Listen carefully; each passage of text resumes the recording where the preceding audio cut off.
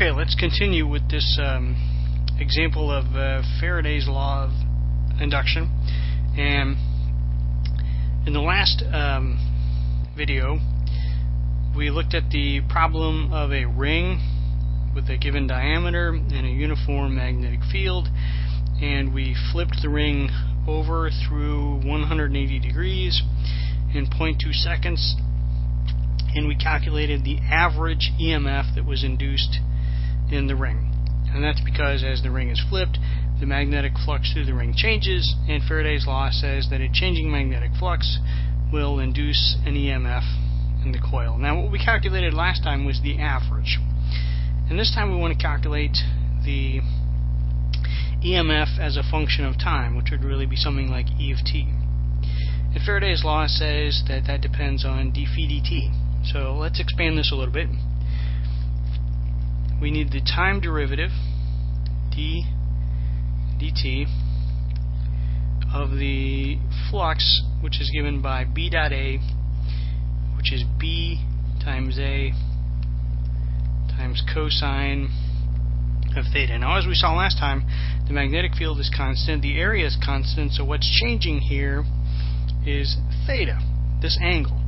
And that the rate that angle changes is going to depend on the angular speed of the rotation, omega, and the time. So I can write this then as n times d dt times b times a times the cosine of omega t. If we take the derivative, b times a is a constant. If we take the derivative of a cosine function, we'll get a negative sine function. And I also have an omega that comes out, so I'll have n times b times omega. We get a negative sign. I'm going to ignore the negative sign. That's part of Lenz's law that predicts really the direction that the current will flow. And so I have here, I'll get a sinusoidal EMF according to this. So let's plug in all the numbers here. This is n is 100 turns. The magnetic field is half a Tesla. The area is given by pi times r squared. The diameter of the loop is 10 centimeters, which means the radius is 5 centimeters. And now, what about omega?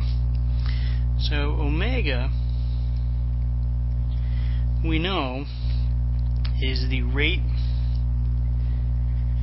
that the angle is changing. Well, from the data that we had in the previous example, we flipped it through 180 degrees in 0.2 seconds.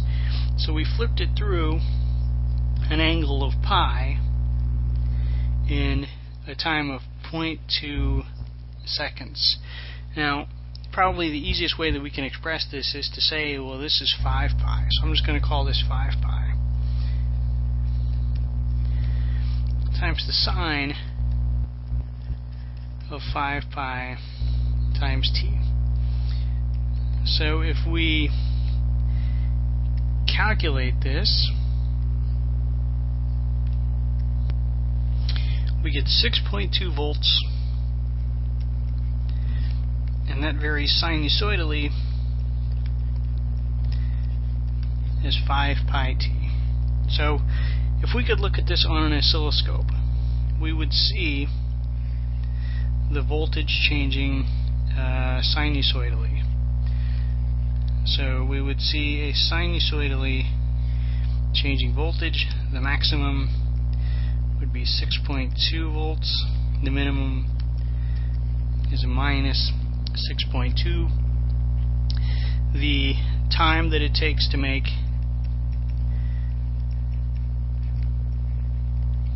one complete cycle is 2 pi divided by omega, 2 pi divided by 5 pi, right? That's 0.4 seconds, and the frequency with which this voltage would alternate is 1 over the period, That's 1 over 0.4.